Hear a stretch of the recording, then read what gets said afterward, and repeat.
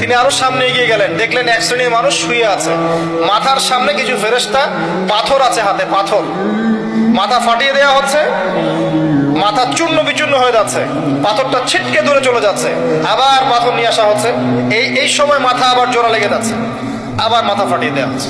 এরা কারা? নবী সাল্লাল্লাহু আলাইহি ওয়াসাল্লামকে বলা হলো, এরা আপনার উম্মতের সেই সব ব্যক্তি যারা আজান শুনতো, নামাজ না পড়ে ঘুমিয়ে থাকতো। আছে আমাদের মধ্যে এমন ব্যক্তি? এই শাস্তিগুলো কিন্তু এমনি এমনি নয়, এগুলো কোনো গল্প নয়, আমি কোনো কেচ্চা কাহিনী বলছি না আপনাদেরকে। এগুলো মেরাজের রাতে নবী সাল্লাল্লাহু আলাইহি ওয়াসাল্লাম দেখে এসেছেন, আল্লাহ তাকে দেখিয়েছেন।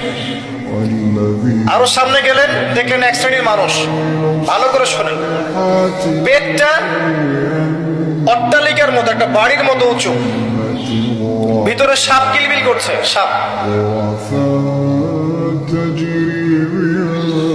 এবং আরেকটা জায়গায় এসেছে রক্তের নদীতে ফেলে এদের মাথা ফাটানো হচ্ছে।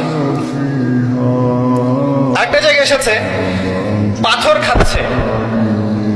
তিনটা কথা এসেছে। জিজ্ঞেস করা হলো যে এরা কারা?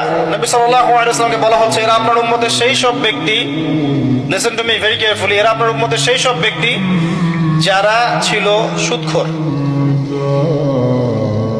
আর আমার চেয়ে আপনারা ভালো জানেন সুদ কাকে বলে।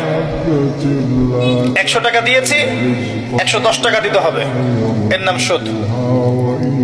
আর 100 টাকা দিয়ে ব্যবসা করেন, লাভ হলে লাভ, লস হলে লস, এর নাম ব্যবসা। আল্লাহ পাক দ্বিতীয়টা হালাল করেছেন, প্রথমটা হারাম করেছেন। আর আমাদের মধ্যে এখন এমন মানুষ খুব কম আছে, 0.5% হয়তো বা নাই, যারা সুদ খায় না। আর 4 শ্রেণীর মানুষকে নবী সাল্লাল্লাহু আলাইহি ওয়াসাল্লাম অভিশাপ দিয়েছেন,